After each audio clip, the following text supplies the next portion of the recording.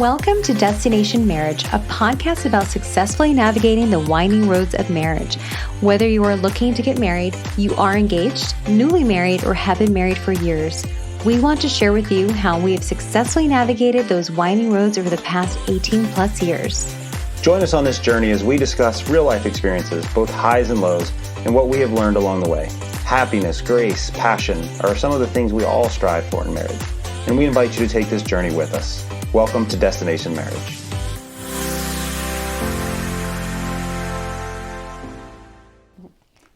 Hi everyone, welcome to the second episode of Destination Marriage. I'm Tommy. And I'm Jackie, and we are thrilled to have you today listening in. We are going to discuss something we're really passionate about, which is our annual planning. Every year we look forward to starting off on the right foot. Who doesn't? You know, it's a fresh, clean slate, fresh start. Right. But our annual planning is really how we kick that off. We actually initially started incorporating this process after our first year of marriage because we had goals, but really the necessary steps to get from point A to point B seemed really daunting. Buying our first home, increasing our income, and traveling were just a few things on our list at the time, which in turn motivated us to really put pen to paper and essentially create our map, which obviously it's not the start of the year right now, but we are kind of in the midst of these uncertain times with everything that's going on. It's a great time to sit down and do this if you haven't done so already. Yeah, we thought, heading into this episode that, even though we've done our planning, we did it back in January like we always do, having this this roadmap for our year and planned out as best as we could really has kind of helped us to revamp it and go back and, plug in the new changes that are needed based on all the chaos that is, coronavirus. So hopefully for everyone listening, this could be some value for you too. Absolutely. If your life is as hectic as ours is, which I'm sure for most of us it's going to be that way. Yeah. There's a lot of changes that we have to make, and so having it structured as best as possible will really allow you to maybe take some of that anxiety or that fear when you see the numbers, when you see the goals, and you see what kind of stuff you can do and what you want to do and what you have to change. Yeah. It takes a load, almost like a load off your shoulders. So hopefully, not just for normal years, but for this time that we're in right now, we hope that this will be some added value for you. Absolutely. I think it's applicable to everyone. Everyone at some level is experiencing change. So I say let's jump right in. Yes. But before we go into kind of like how we actually structure our planning, which we'll definitely share all of that, why don't we talk about the just general benefits of goal setting and what benefits we've experienced? Yeah, and I don't want to go into some long lecture on goal setting and the importance of it, but just some food for thought. I was looking at some statistics around goal setting in general, and one study showed that just the mere fact of writing the goal down on paper, on a wall, and in your diary, whatever, you're 42%. Journal, diary, whatever. You're 42% more likely to actually achieve that goal simply by writing it down. Yeah. And it gets our brains working. It puts it in play, if you will. So like your first step to committing to that goal. Yeah, right. Yeah. It's like that first step, exactly. What we've done in our lives, just because we've both been in sales for a long time, is you're always building out sales plans and goals and targets and all this stuff. So it's kind of become second nature with respect to that. But no business goes into a year without no solid business, right? Without goals and without targets and without a budget and without all those things. Otherwise, the business is you've got to lay that groundwork. Yeah. So we've kind of taken that same approach. The other thing that we look at when we're talking about our goals, and this has really been refined over the years, I think for us, is not being too kind of stick to it exactly, but the whole SMART acronym with specific, measurable, attainable. I can't remember all of them, right? But it's the timetable. Yeah. It's very important to kind of think about goals. So like one thing we always talk about is like, I want to lose 100 pounds. Okay, well that's great, but if you don't have 100 pounds to lose, or you don't have a timetable set to that, or different things. Or I want to be a better person. Okay, that's okay. We all want to be better people, but how do you It's really broad. That's too broad, right? Yeah. So those are the types of things that we've really evolved is, we'll have all these goals and we'll put them down and then we'll look at it and be like, is that really attainable this year? Is that really not only something that, I think we need to be really specific. Yeah. Exactly. You can't really lay a map out for how you're going to, obviously reach those goals if it's, like you said, something that's incredibly broad, like I want to be whatever, a better person, which is fantastic, but being very specific about that goal. Yeah, and so when we go through the goals, we've certainly evolved with respect to how we challenge each other with them. Like, is that something that makes sense or not, or should we do more, or is that enough? Those types of things. So those are just some broad principles that we use with the goal setting. But let's jump into the actual process. Absolutely. I would say for the first step in tackling your annual planning, or what we've done, begins with really setting up your format. And I mentioned earlier putting pen to paper, because that's kind of how I work. I really like something about having a fresh notebook and a pen. I don't know why. It's just something about a fresh notebook. I feel like, the possibilities are endless. But we combine that with a full-on spreadsheet that also ties in our projected compensation, because like Tommy mentioned, we're in sales, so that can vary. There can be huge swings. And so, we really need to plan around that and also have multiple options or plans depending on, what that projected compensation can be at any given time. The costs associated with our goals, some of these goals actually are going to dip into our account, especially if it's something that, a large purchase, or projects that we want to do in our home. Those are things that we need to plan for. So we definitely put that spreadsheet in place, and, that's not really my strength, but I'm the pen to paper person. So what would you say as far as like when we initially started, what do you remember about just the very beginning, early stages? Tommy and Jackie, we sit down for the first time. What does that look like? Well, certainly the bills were a lot lower, which I wish we could go back to those, right? The expenses, pre-children. But no, we started out a lot of just writing it down, and I quickly realized, if we just put this in a spreadsheet, it's a little bit easier. That way it's easier to change. You can automate the formulas to make them add up and subtract and so on. So I started the Excel file years ago. Yeah. And now it's evolved, and we've tweaked it and tweaked it and tweaked it. And so now it's got I used to keep every year's budget and just, make a new tab. Now I've kind of deleted it because I don't want to look at the old ones sometimes. But, it's evolved, and I think it's pretty streamlined now. Yeah. So it's got a number of different tabs. We'll talk about it here in a minute, but it's evolved from sitting at the table with pen and paper and a lot fewer goals to where it's at today. Well, I remember. I was gonna say, do you remember our first time? Let's talk about that. Tell us about that, babe. First time. We're talking about annual planning. Indeed. Right? Okay. For today's episode, we are. Okay. So I remember sitting at the dining room table that we had then, which wasn't even ours. We were actually borrowing that from a family member, because again, we're just starting out. It's very bare bones. And like Tommy mentioned, we just sat down with a notebook, and at the time we wanted to buy a house. We wanted to kind of create a plan around, and we've been in sales since the very beginning. So that also was a piece of it. We had goals as far as how did we want to increase our bottom line so we could buy that home. And it was just really the two of us sitting down and being creative together, thinking around, how can we do this? Not, independent of one another. Obviously, we each have our own jobs, but really how can we work as a team to encourage each other to reach these goals, and also know that we're working towards these goals together cohesively. But yeah, it started at the table, and then I think, I'm not sure if it was the second year or third year where we said, let's really commit to doing this over a weekend. And so that way it's more of like, it's something we look forward to. We do look forward to it every year. Indeed. It's fun.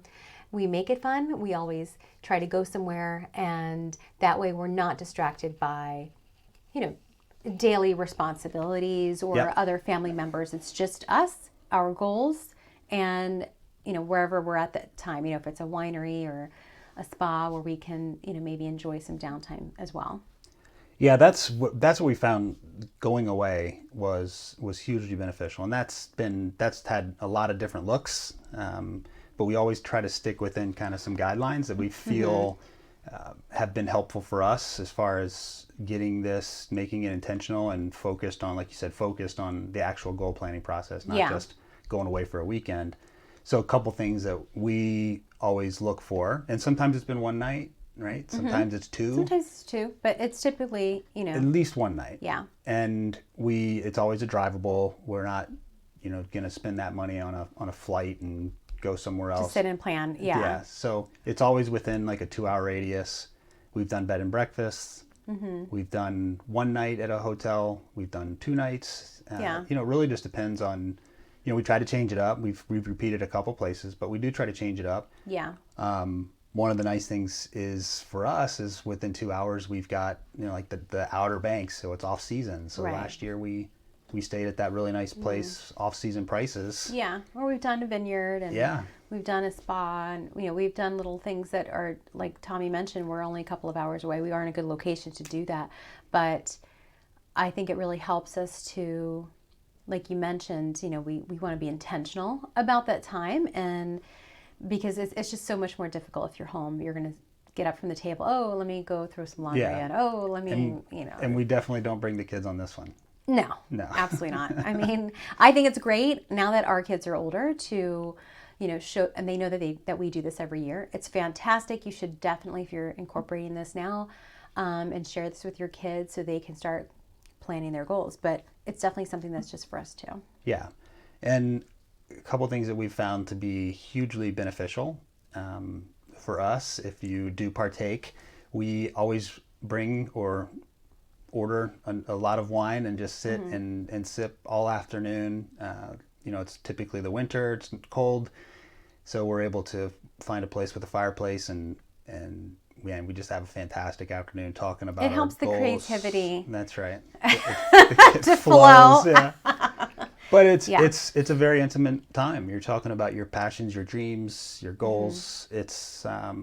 It's fantastic, and we highly recommend the getting away piece. It's really crucial. Now, if you can't, we certainly understand that. But I would if you can, make it happen. If not, still try to carve out that time, as making it as quiet as you can, even if it's locally. If you just go to a restaurant for an afternoon, or a Starbucks or a Panera's or something. But make it intentional and really sit through it. Absolutely. Yeah. I agree. Well, the how, obviously, that's kind of like the fun part as far as the weekend getaways, but really structuring how we actually put this together. Let's talk about, just kind of how we do that. And everyone, like I said earlier, works out differently, but the framework is so important. We all work differently. And like I said earlier, Tommy is the master of spreadsheets. And I really like putting all of my ideas kind of, just on paper. So we'll work together in putting this, when we sit down at the table. But Tommy has created like a really great framework for our spreadsheet. So I'll let you kind of do a little bit of a dive into that as far as, what's included with just how we structure that. Yeah, so the spreadsheet, and by the way, I've posted a link to it on our website. So if you go to www.destinationmarriagepodcast.com, there's a tab for this spreadsheet, and feel free. We just put it up there. It's a generic version that you guys can download. We'd love to get your feedback on it if it's been helpful, or if you have any additions you think would be beneficial. We'd love to get your feedback. But as far as the actual spreadsheet itself, and it has evolved over the years. I'd like to go back and look at the one from 10 years ago. It's probably a lot different. But so we have a budget tab. Now for us, I've created 2 separate tabs that are, your income tab and my income tab, and it all flows over the budget when you put in what you have. You have a small business, so you've got expenses and things that, it's separate than just getting salary or whatever. So there's a detailed budget tab, and it has all of our expenses broken down line by line. And then we put in all of those tabs. Or all of those numbers. There's a goals tab that's kind of some of it's dollar related, but a lot of it's some of the other goals we'll break down here in a minute. We have marriage goals. We have a variety of other things in that tab. Yeah. There's also a household projects tab, because we think that's really important too, because we map out, and this is one of the ones that we've really evolved with, because we're like, we're going to do this and this and this Yeah, and this. we've had to And then kind of bring in the reins with that one sometimes. and a lot of it's not, certainly there's a financial, kind of, can we afford doing that this year? But there's also is that really realistic to actually physically do that this year, right? Because a lot of them are house projects that we have to construction It's type time thing. consuming. Yeah. And so the household projects and purchases, so for us, we've added things like we want to replace our kitchen, appliances this year. Yeah. So when there's a cost involved, there's a space to put that. Some projects are just effort, right? And so you can put a zero cost in there, and then you can filter to like, oh, here's all the 10 things I want to do this year that don't cost anything but time. Right. And so that then flows over to the budget spreadsheet. It sums it all up and it puts it onto the budget as a household project line. Yeah. And so that's where it's kind of evolved and made it a little bit easier, instead of having to plug and copy and paste and so on. It just kind of flows. But so let's talk about, I think what's one of the most important aspects of the spreadsheet is our actual personal and household goals that we have. The first one, babe, I'd love you to kind of talk about the marriage goals that we put down each year. And yeah. So, obviously, not everything is going to be tied to, a lot of the goals, obviously, that Tommy had mentioned are tied to income and putting those projections together. But there are other pieces of our life that are really important that we need to sit down and maybe we have other goals that have nothing to do with our jobs or income, but really are relationship focused. And so for us, when we sit down and talk about our marriage goals, a lot of that can look like, how do we want to really plug into one another? Maybe there are certain things that we feel like that are lacking or we can work on. We like to really make a huge deal about our anniversary every single year. We never skip that, no matter what the year has looked like. If we're in a position where we can do something, just really knock it out of the park, we will. But there's other years where maybe you can't, go on some huge trip. But either way, we want to be creative around that. That's always something that we discuss. Like, what do we want to do this year for anniversary? Yeah. It's really fun. And, there's different things that, I think that people can discuss in that goal or that tab around marriage. And it can be communication. It can be date nights. Maybe they're not carving that time out. Yep. So there's different things that obviously are going to apply to one couple, maybe not the other. But everyone should discuss and have the conversation around their marriage in the beginning of the year, what that looks like, and maybe how they can improve in certain areas. I think it's also a great opportunity in that moment to talk about your needs and your desires from your spouse, right? So if you want more X, then it's a good time to ask for it and commit to it. And that person, can commit to, I didn't say sex. Don't laugh. I said X. I know, okay, Y, whatever. That's always a goal, but I think it's just a good time to have as you're building that intimacy, and that's where, when you're just one-on-one and you're really just talking with your spouse and you're going through this, it gets exciting. You get excited about the year. You get excited about going after these goals. So it's a perfect time to really talk about improving your life and your marriage. And then, I think the other one that would be more around or outside of the financial piece would be, if you are parents and we have 2 boys, we do always incorporate that in our goal setting as far as our parenting, what our goals are. Obviously, as kids are getting older, they have their own goals as well, and they might be trying out for different sports activities. Maybe, there's certain goals that they have academically. So these are things that we talk about as well. We talk about ways that we can improve as parents, or things that maybe are a concern of ours, or things that we want to do special for the kids. So that's also a part of that. And, the other thing that I would also touch on, for us, spiritual is something that we, and everyone's different, but for us, it's a huge piece of our life and our family life. And so we do talk about, how can we improve in that area, and, how we want to pour more time in leading our children in their spiritual walk, so that's part of our goal setting as well. And then we have Jackie's favorite topic and my favorite one, yeah. goal setting of this entire thing, and that's where we really try to plan out our travel for the year. Yeah, travel for the year is the number one thing that I want to plan for annual planning. And, unfortunately, like we said earlier, this year already, we've had to cancel This one has 2 changed. trips. Oh my gosh. This one has changed, Yeah, unfortunately. it's a mood killer. But yeah, 2 of our trips already have been canceled due to COVID-19. I know we're not alone. There's plenty of you out there that have already had to cancel a trip or 2 or maybe more.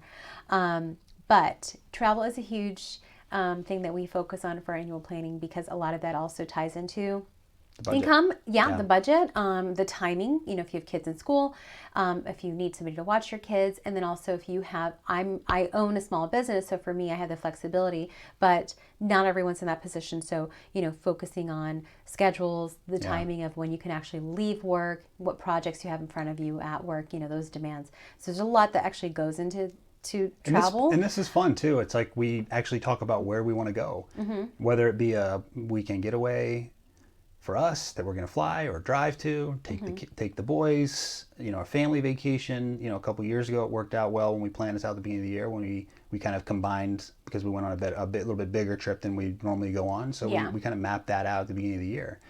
And now that, Brandon, our older son, is in college, we've got, different schedules now. They're not on the same schedule that they used to be. A lot of planning. So it's really important. And then there's couples trips and places we want to go with family. And so it's really good to map it out. One thing that I do want to kind of plug here that's not, it's not ours. We're not unique here, but, we share an iCloud account. So we put everything on the calendar. We have a family calendar that syncs to all of our devices, and we'll put everything as far out as we can. And that's really been helpful too. And then when we're looking at if you're talking to a friend and you want to do a girls' weekend and you look 6 months out, nope, that's already taken, or that, it's really important, I think. And because of technology, it all syncs. It's beautiful. Oh my gosh, yeah. Right? It saves a lot of time. So highly recommend that. And then boom, it's there. It's on the calendar. It's something to look forward to too. So fitness is really huge. I'll let you touch on that, because you really kind of lead the charge on our fitness goals. Yeah, we'll put things in, broadly around health goals. But for us in particular, we try to be healthy with our diet, but we'll put things on our fitness goals that are more specific to like events we want to do, maybe, because we've both been doing some obstacle course races, and I really wanted to do a half marathon this year, and that went to crap. But that got apparently, canceled too. And then they sent me all the stuff, so now I've got to go run it. Actually, I was like, thanks for the medal. I didn't even run. So now I'm like, crap, I got to actually run. But that goes to the goal, right? So now I've got a goal that I'm gonna kind of reset, and if I personally like having that type of goal for fitness goals. I'm not playing sports for a team anymore, so it's hard to have like, I just want to get healthier, I want to get in shape. Well, what does that look like? Everyone's going to be different. We're all in different stages. So we've done it with food though too. I mean, in the beginning of this year, I wanted to do the whole 30. Good point. And I did map that out a little bit longer than the 30 days, but that was a goal. I think if you're going to do something like that where it's a reset for your body, that is a huge goal, and you do need the commitment of not, even if your spouse doesn't want to do it with you, but the support, because that can be tough. Yeah, I couldn't agree more. And if you have a race and it's in June, okay, now you put that out there and that's your goal, and then you can work your kind of whatever fitness plan you have. Yeah. And if that's lose, 20 pounds, or if it's, lower your blood pressure, whatever it is, map it out. Plan it out. Be intentional. Just by putting it down, you're more than half, 42% more likely to actually achieve it. So I'll tell you what a lower blood pressure is the end of this coronavirus. Hey, we're all going to have a lower blood pressure at the end of this, I hope. I hope so. But we already hit on it, but we do spend a significant amount of time talking about projects and household goals. And because that's really time consuming, and pretty much every year, especially if you own a home and you have a yard or you have a pool, these things just take a lot of time. And obviously there's things that in the house that Tommy, especially the the outside. I mean, that's really kind of your space, your arena. But there's always something that needs to be repaired. I mean, just wear and tear of a house, you know. Yeah, and our house is, 15, 16 years old now, so Yeah. there's things that are just kind of happening to it. That need a refresh. Yeah, and I think this is actually important too, to really get on the same page, because I think a lot of times, and I'm speaking for our home, but I'm guessing it's not too different, is I probably have a lot different view of things that I want to get done around the house, and you have completely different views of things that you see that you want to get done around the house. I think there's certain things that probably irritate me that not with you, but I'm saying like the house, like I'll notice something like, and every time I walk by, I see it and I see it and I see it, and I you could may walk not by notice it at 1,000 all. times and not even care. Yeah. So it's a great time to just talk about those things. What can you realistically do? And then since you've got a budget in place there, you can say, okay, well, what we've done is we've ranked them. You can do it on the spreadsheet. You can rank them by what costs the most, or And you can level of rank importance. or rank it by level of importance. Yeah. Right, and then you can kind of play with the budget to say, okay, well, here's the if you're on fixed income, your salary is going to be whatever amount for the year. It's much easier to then say, okay, well, our top 5 things we want to do, we think we can get done this year. Right. And so it's right there to do it. And so that's the beauty of this, and that you really I know that when we're done with it, we always just feel so motivated. Yeah, absolutely. I think, it's one of the things that you can feel that you have somewhat control over. I mean, obviously, going into this year, we had already done our annual planning. Nobody knew this was going to happen. And we've had to sit down and actually do a reset. We've had to make some changes. Like I said, we canceled a couple of trips because we were forced to. But this is affecting people in different ways across the board. And so if you did any form of annual planning in the beginning of the year, now's a really great time to sit down, because I feel like when everything else is spinning out of control, when we're at home and we have this downtime, it's a really great way just to like, hey, okay, this is what I can't control. Let's focus on the positives. What can we control? Yeah. What can we, what reins, can we actually grab and actually feel like something is not spinning, when we just don't know what this is going to look like over the next few months. So I think it's the best way to kind of turn a negative into a positive. And also, obviously regroup with your spouse, have that time together, and, that's your teammate. So I think it's a really great time if we can do that in the midst of this coronavirus, which, like I said, we've had to completely reset ours. So we encourage you to do the same. Yeah, I mean, if you're anything like us, now we're in sales, so in the sales world, that access gets shut down right now, and so a lot of people in sales types of roles have been kind of put on the sideline and either furloughed or let go, or you're just not able to sell, or if you've lost your job, right? Or if things are status quo, man, it's so much easier to go in and just say, okay, we're going to commit to this dollar amount because here's how much is coming in. It just it gets you on the same page. And you hear, unfortunately, I talked to some friends that are in the police, and you see it on news, and everything's bad news, of course, that's getting posted. But unfortunately, domestic disputes are up. Divorce calls to divorce lawyers are up. It's really unfortunate. There's going to be a lot of Corona babies, though. There's going to be a lot of Corona babies in 9 months. Yeah. but I mean, my point there is like, look, we're not having a Corona baby. We are all set there. But this is maybe a really good opportunity to come together versus splitting apart. Yeah. Because it is stressful right now. So I know it's helped us. We hope it helps you. In a normal year, we highly recommend doing it right as soon as you can in January, and really setting the table for the year.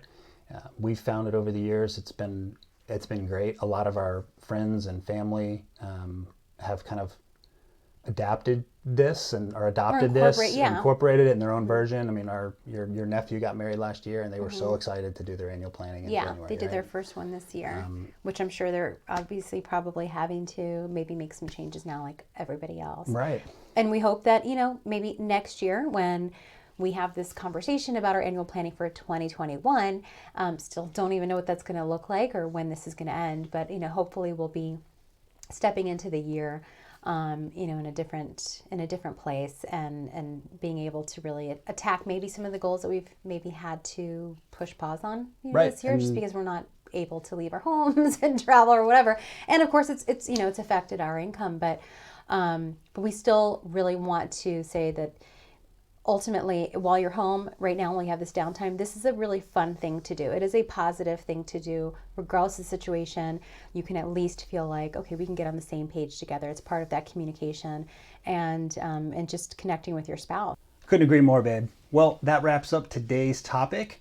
Please tune in for our next episode, which we sort of hit on today, which is dating your spouse and the importance of that and what we've learned over the years and how we do it. It's going to be a really fun conversation. Yeah. It really is. Well, if you had any questions or comments about today's episode, we'd love to hear from you. Please email us at feedback@destinationmarriagepodcast.com. Again, we'd love to hear your thoughts. Until next time, stay healthy and be safe out there. Bye. Bye. We hope you enjoyed this episode, and if so, please continue to listen on Podbean, iTunes, or Spotify, and hit subscribe. Also, visit us at destinationmarriagepodcast.com. Follow us on Instagram at destination_marriage, and be sure to tune in to our next episode.